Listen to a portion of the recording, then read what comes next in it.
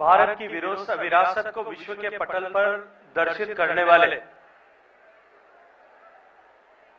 विश्व विख्यात सूरजकुंड मेले के उद्घाटन के अवसर पर हम सब के बीच में उपस्थित हरियाणा के यशस्वी मुख्यमंत्री, जिनके नेतृत्व में अभी कुछ ही दिनों पहले हुए चुनाव में हरियाणा में एक नया कीर्तिमान सृजित करते हुए हरियाणा की जनता के आशीर्वाद से एक बार फिर डबल इंजन की सरकार हरियाणा के विकास के लिए बनाने का सौभाग्य प्राप्त हुआ। ऐसे माननीय श्री नायब सिंह सैनी जी मंच पर उपस्थित, जिनके परिश्रम, जिनके पुरुषार्थ, जिनके सतत इस सूरजकुंड मेले को सफल बनाने और इस बार के आयोजन को एक नई ऊंचाई प्रदान करने के लिए निरंतर परिश्रम करने वाले हरियाणा सरकार के विरासत एवं पर्यटन मंत्री मेरे मित्र श्री अरविंद शर्मा जी, मंच पर उपस्थित, आज इस कार्यक्रम में उपस्थित हरियाणा सरकार के सम्मानीय मंत्री आदरणीय श्री विपुल गोयल जी, श्री राजेश नागर जी,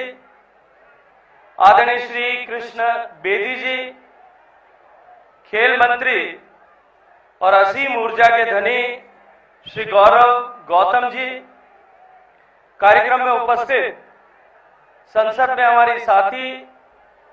आदरणीय बहन सुनीता दुग्गल जी, सम्मानित विधायक और जनप्रतिनिधिगण, भारतीय जनता पार्टी के सम्मानित जिलाध्यक्ष और अन्य दायित्ववान कार्यकर्ता बंधु बहने, इस कार्यक्रम में उपस्थित आए सूरजकुंड मेले के इस साल के सहभागी बंगाल की हमारी साझी विरासत के देशों का प्रतिनिधि संगठन the representatives of BIMSTEC countries, Your Excellencies, Ambassadors and High Commissioners of Armenia, Kyrgyzstan, Mozambique, Myanmar, Seychelles and Uganda, Bharat सरकार की डीजी टूरिज्म आदरणीय Mugdha Sinha ji, principal secretary tourism Haryana आदरणीय कला रामचंद्रन जी, कार्यक्रम में उपस्थित सभी पार्टनर स्टेट्स के रिप्रेजेंटेटिव्स, सरकारी अधिकारीगण, पत्रकार मित्रों, युवा साथियों, माननीय मुख्यमंत्री जी ने जैसा कहा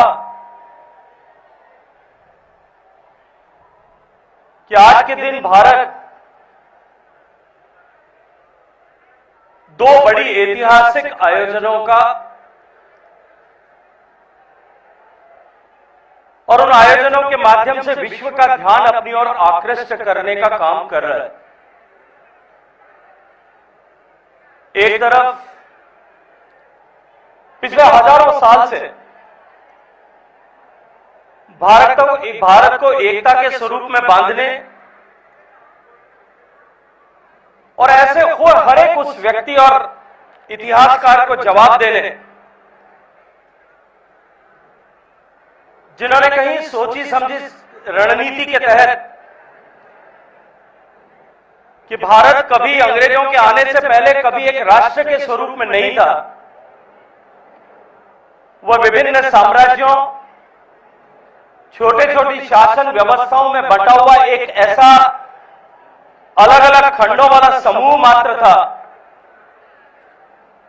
उन सबको इस बात का प्रत्युत्तर देने वाला कि हजारों सालों से अनेक तरह की विविधताओं के होते हुए भी उस साझी सांस्कृतिक विरासत कुंभ के चलते हुए हम एकता के सूत्र में निबद्ध थे और हम एक राष्ट्र के रूप में थे।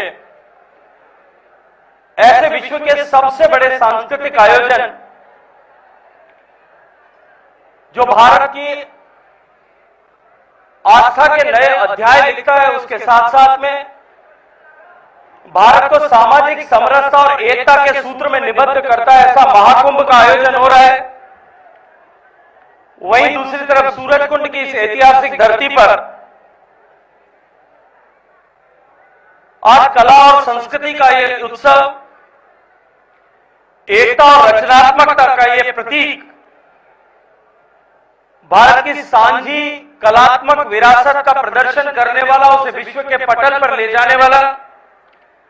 ऐसा सूरजकुंड का अंतर्राष्ट्रीय शिल्प मेला भी आज से प्रारंभ हो रहा है। ऐसा लगता है कि जैसे वैश्विक पटल पर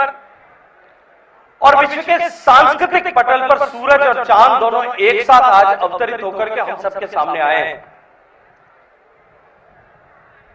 मैं सूरजकुंड मेले के इस भव्य आगाज पर और जिस लगन और ऊर्जा के साथ में इसे आयोजित किया गया है, मैं हरियाणा के नेतृत्वकर्ता सम्माननीय मुख्यमंत्री नायब सिंह जी सैनी के साथ साथ में इसके पीछे ऊर्जा के साथ में काम करने वाले सम्माननीय मंत्री अरविंद शर्मा जी का और सूरजकुंड मेला अथॉरिटी का हृदयपूर्वक धन्यवाद करता हूं, आपका अभिनंदन करना चाहता हूं। मैं आज इस अवसर पर पार्टनर स्टेट मध्य प्रदेश और उड़ीसा दोनों का भी और सम्माननीय मुख्यमंत्री मध्य प्रदेश और सम्माननीय मुख्यमंत्री उड़ीसा दोनों का भी हृदयपूर्वक आभार और अभिनंदन ज्ञापित करना चाहता हूं। मित्रों, सूरजकुंड का यह मेला केवल हमारे लिए एक क्राफ्ट को ट्रेड करने या दिखाने का अवसर नहीं है, अपितु यह मेला महाकुंभ की तरह हम सब शिल्पकारों और दस्तकारों की जो लंबी पुरातन परंपरा, जिसका उल्लेख सम्माननीय मुख्यमंत्री जी ने अपने अभी व्याख्यान में किया, और उस शिल्प के माध्यम से हम किस तरह से एकता के सूत्र में बंधे थे। हमारी महान सांस्कृतिक विरासत, हमारी पूजा पद्धतियां,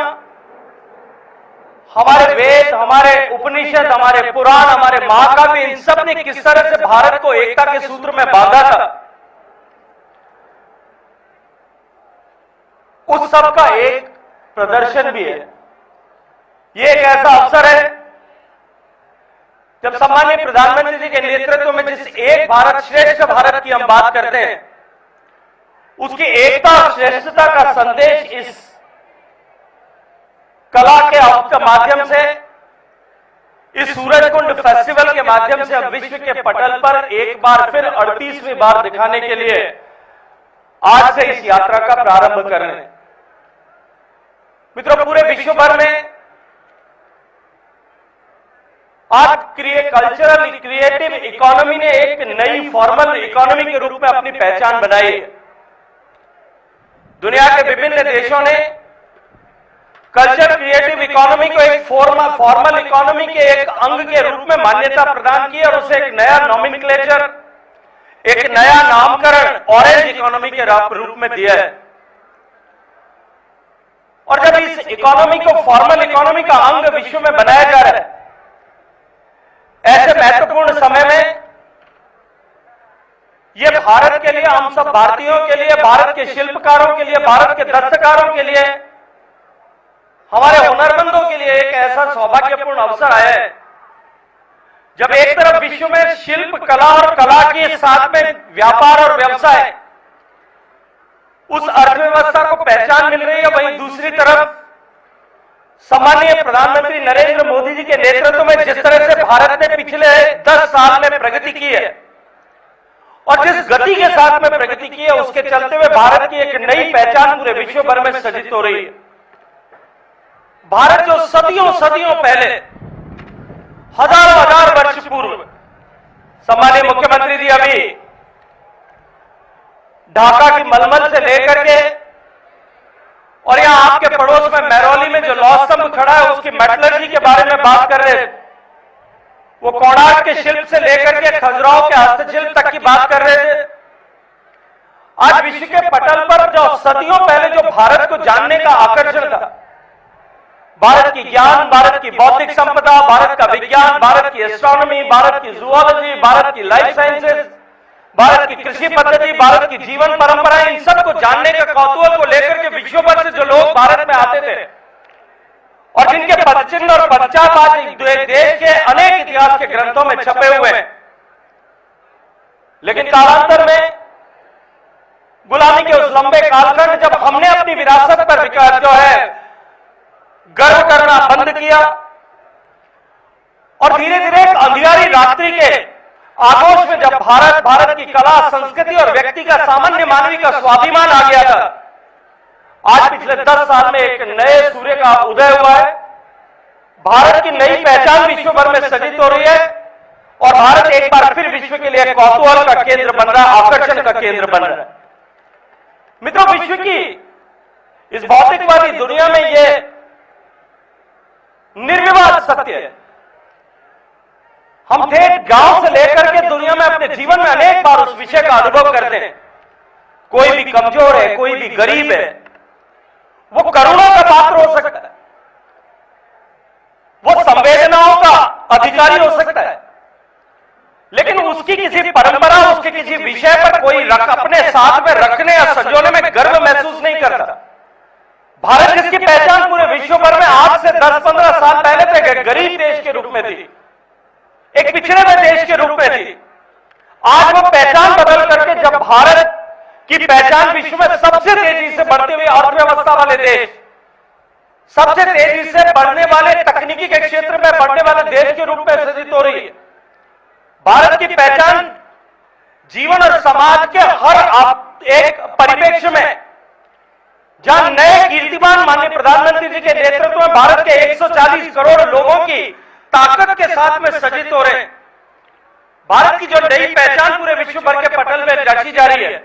उसके कारण से आज भारत से बने हुए, भारत से निकले हुए ज्ञान, विज्ञान, हस्तशिल्प, कला और संस्कृति की पहचान और उसका सम्मान पूरे विश्व भर में नए सिरे से स्थापित हो रहा है।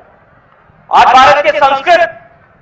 दुनिया के 100 टॉप यूनिवर्सिटीज में सब जगह संस्कृत पढ़ाई जा रही है। योग जो भारत की जीवन परंपरा का हिस्सा था, कालांतर में हमने उस योग से अपने आप को विच्छेद कर लिया, दूर कर लिया। योग भारत से निकल करके, मुंगेर से निकल करके आज से लगभग 150-200 साल पहले विश्व में गया था, यूरोप में गया था, लेकिन वो पहचान नहीं बन पाई थी क्योंकि भारत का सम्मान नहीं था। आज जब भारत का सम्मान बढ़ा, सम्मानीय प्रधानमंत्री जी की प्रेरणा से योग पूरे विश्व के पटल पर छा गया और पूरी दुनिया आज योग को अंगीकार कर रही। भारत की कृषि परंपरा, भारत का आयुर्वेद, भारत का ज्योतिष, भारत की एस्ट्रोनॉमी, साइंसेस, इन सब का सम्मान आज पूरी विश्व भर में नए सिरे से स्थापित हो रहा है। और इसी के चलते हुए जब भारत आकर्षण का केंद्र बन रहा है, कौतूहल का केंद्र बन रहा है, तब भारत के इस हस्तशिल्प के को भी एक नया बाजार मिले, एक नया सम्मान मिले, इसकी संभावनाओं का द्वार जो है वो आज खुल गया है। और उस द्वार से देश दुनिया का साक्षात्कार कराने का काम यदि कोई जाए, कोई अवसर यदि कोई है, तो ये सूरज कुंड का मेला है, जिसके कारण से साक्षात्कार हो। इस कला के महाकुंभ में मैं आज इस मंच पर खड़े होकर के पूरे विश्वास के साथ में ये बात कह सकता हूं कि जब जहां जैसा मैंने चर्चा की कि भारत का सम्मान पूरे विश्व भर में नए सिरे से स्थापित हो रहा है और भारत के प्रति कौतूहल जागृत हो रहा है, भारत आज पूरी दुनिया के लिए पर्यटन के एक नए केंद्र के रूप में विकसित होता हुआ दिखाई दे रहा है। मेरी डीजी टूरिज्म यहां बैठी है, अभी हमने गूगल के साथ में चर्चा की थी, बातचीत की थी और हमने कुछ डेटा एनालाइज किया। आपको इस बात को जान करके सुखद आश्चर्य होगा कि आज भारत को इंक्वायर करने वाले, नेटवर्क इंटरनेट पर भारत को खोजने वाले, डिफरेंट प्लेटफॉर्म पर, गूगल पर भारत को सर्च करने वाले लोगों की संख्या में कोविड के बाद में 24% का इजाफा ऐसा रजिस्टर किया गया। दिस रिफ्लेक्ट्स आवर पोटेंशियल, ये हमारी क्षमता को दर्शाता है कि आने वाले समय में भारत किस मार्ग पर और किस क्षमताओं के, किस संभावनाओं के द्वार पर खड़ा है। विदेशी पर्यटन के साथ साथ में जिस तरह से देशी पर्यटन को बढ़ावा मिल रहा है और कोविड के बाद में जिस तरह की नई ऊंचाई उसको देखने को मिली है, सामान्य प्रधानमंत्री जी के नेतृत्व में जिस तरह से योजनाओं को धरातल पर उतारा गया, निर्माण किया गया, उन सब के चलते हुए 25 करोड़ लोग गरीबी की रेखा से बाहर निकल पाए और उन 25 करोड़ लोग जो एस्पायरिंग क्लास है, वो जब गरीबी की रेखा से बाहर निकले और अपने पास में, अपने जेब में जो डिस्पेंसेबल इनकम है, जो पैसा उनके जेब में बच रहा है, उसको लेकर के वो एस्पायरिंग क्लास जब घर से बाहर निकल के पर्यटन क्षेत्रों पर जा रही है, इस बात की गणना की जा रही है, इस बात की अपेक्षा की जा रही है कि आने वाले वर्षों में भारत का टूरिज्म सेक्टर जो है वो इस डोमेस्टिक पोटेंशियल के चलते हुए, जहां एक तरफ मध्यम वर्ग का विस्तार हो रहा है, न्यू मिडिल क्लास हमारी जो है वो जिस तरह से उसका व्याप बढ़ता जा रहा है, उसकी साइज बढ़ रही है, उस सब के चलते हुए निश्चित रूप से आने वाले समय में भारत का टूरिज्म सेक्टर भी 24% की CAGR से ग्रो करे, इसकी गणना आज इस क्षेत्र में काम करने वाले सब लोग कर रहे हैं। माननीय प्रधानमंत्री जी का अभिनंदन करना चाहता हूं इस अवसर पर खड़े होकर के कि उन्होंने अभी जो हाल ही में प्रस्तुत किए गए बजट में माननीय वित्त मंत्री जी के श्रीमुख से जो टैक्स इंसेंटिव्स मध्यम वर्ग को दिए, ये टैक्स इंसेंटिव हमारी कल्चर क्रिएटिव इकोनॉमी को और हमारे टूरिज्म सेक्टर को दोनों को नई ऊंचाई देने वाले, क्योंकि जब व्यक्ति के पास में टैक्स में छूट मिलने के कारण से जो जेब में उसके पास में खर्च करने के लिए पैसा होगा, वो निश्चित रूप से बचत को भी प्रोत्साहित करेगा, पर्यटन को भी प्रोत्साहित करेगा और खरीदारी को भी प्रोत्साहित करेगा, और निश्चित रूप से इन दोनों सेक्टर्स को इसके माध्यम से बहुत बड़ी ऊंचाई मिलने वाली। मैं इस अवसर पर माननीय प्रधानमंत्री जी का धन्यवाद करते हुए टूरिज्म सेक्टर की बहुत पुरानी मांग थी, पिछले लगभग 20 सालों से टूरिज्म सेक्टर इस बात की डिमांड कर रहा था कि टूरिज्म क्षेत्र के इंफ्रास्ट्रक्चर के क्रिएशन को हमारी इंफ्रास्ट्रक्चर लिस्ट में सूचीबद्ध किया जाए, उसे मान्यता मिले। माननीय प्रधानमंत्री जी के आशीर्वाद से वित्त मंत्री जी ने 50 ऐसे चैलेंज बेस पर बनने वाले डेस्टिनेशंस पर होने वाले प्राइवेट इन्वेस्टमेंट को इंफ्रास्ट्रक्चर स्टेटस मिले, इस बात को सुनिश्चित करने का काम किया है। और मैं माननीय मुख्यमंत्री जी से अभी चर्चा कर रहा था कि एक ऐसा अवसर है जब हरियाणा को भी इस क्षेत्र में, क्योंकि मैं देख रहा हूं कि राज्यों में पहली बार इस तरह की स्थिति बनी है कि अपने यहां पे पर्यटन की संभावनाओं को दोहन करने और पर्यटन की इकोनॉमी को विकसित करने के लिए सभी राज्यों में एक स्टेट ऑफ कंपटीशन चल रहा है, पूरी एक प्रतिस्पर्धा का दौर है। इस प्रतिस्पर्धा के दौर में जब चैलेंज बेस्ड डेस्टिनेशन का हम सिलेक्शन कर रहे हैं, हरियाणा निश्चित रूप से it has a huge gross potential कि आप पूरी ताकत के साथ में अगर काम करें तो निश्चित रूप से इस सुविधा के बड़े भागीदार जो है हरियाणा बन सकते हैं। अभी अरविंद जी कह रहे थे कि Haryana being it's geographical location advantage, जिस तरह से NCR का पार्ट होने के कारण से हरियाणा के पास में जो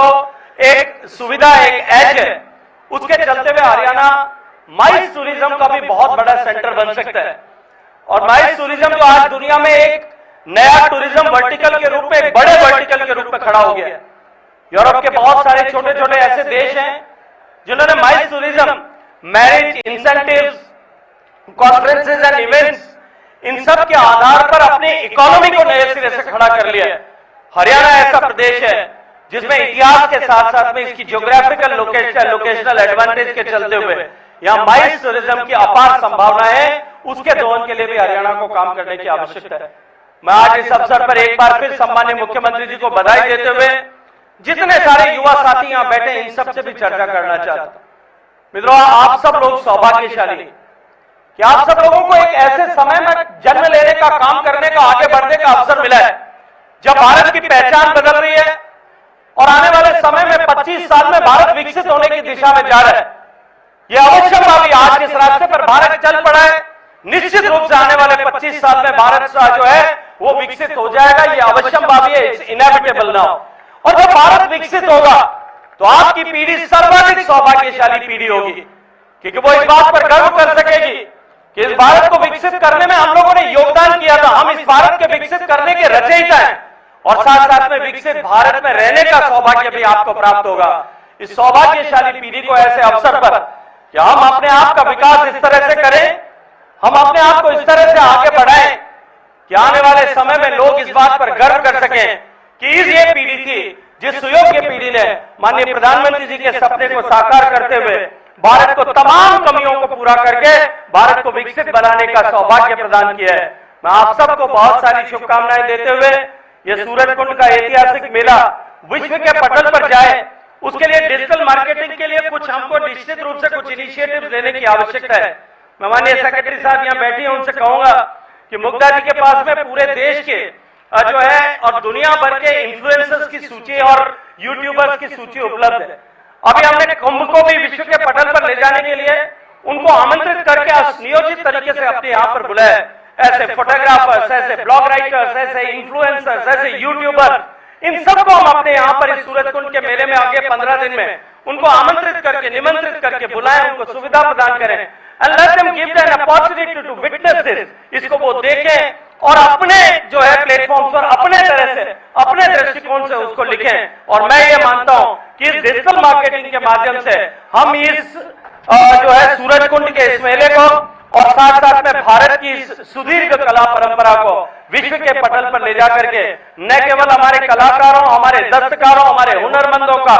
जो है उनके जीवन में परिवर्तन ला सकते हैं, उनके आजीविका को प्रदर्शित कर सकते हैं। अब तो हम भारत को दुनिया के लिए आकर्षण का जो केंद्र बना है उसको कई गुना अभिवृद्धि उसमें कर सकते हैं। माननीय प्रधानमंत्री जी के नेतृत्व में ऐसे लोगों को प्रोत्साहित करने के लिए विश्वकर्मा योजना बनी है, उस्ताद योजना बनी है। उन योजनाओं का भी अधिकतम लाभ हमारे दस्तकारों को मिले, इस अपेक्षा के साथ में एक बार फिर माननीय मुख्यमंत्री जी का इस ऐतिहासिक आयोजन के लिए उनको बधाई देते हुए, उनका धन्यवाद करते हुए मुझे अवसर दिया, आप सबके बीच में आने का सौभाग्य प्रदान किया, इसके लिए भी हृदय पूर्वक आभार ज्ञापित करता हूं। भारत माता की। तो 38वें अंतर्राष्ट्रीय सूरजकुंड मेले का शुभारंभ केंद्रीय मंत्री गजेंद्र शेखावत ने उद्घाटन किया। सुन रहे थे आप उन्हें। सूरजकुंड मेले ने भारत की विरासत को संजोया है। बड़ी खबर इस वक्त की आपको बता रहे हैं। और इससे पहले सीएम नायब सिंह सैनी ने भी अपनी बात रखी, किस तरह से उन्होंने फरीदाबाद में आयोजित 38वें सूरजकुंड मेले में संबोधित किया। और इस मेले का जिस तरह से आज शुभारंभ हुआ है, भव्यता इस मेले की जो है वो देखने को मिलेगी आम लोगों को, क्योंकि इस बार भी बेहद खास ये मेला जो है रहने वाला है। कई सांस्कृतिक कार्यक्रम जो हैं आएंगे, कई सांस्कृतिक कार्यक्रम होंगे और भारत के टूरिज्म सेक्टर को कहीं ना कहीं इससे बढ़ावा मिलेगा।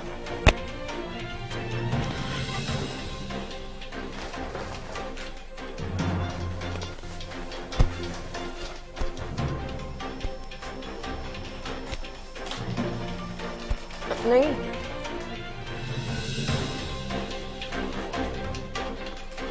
तो भारत का टूरिज्म सेक्टर तेजी से बढ़ रहा है। 38वें अंतर्राष्ट्रीय सूरजकुंड मेले का आज शुभारंभ हुआ है।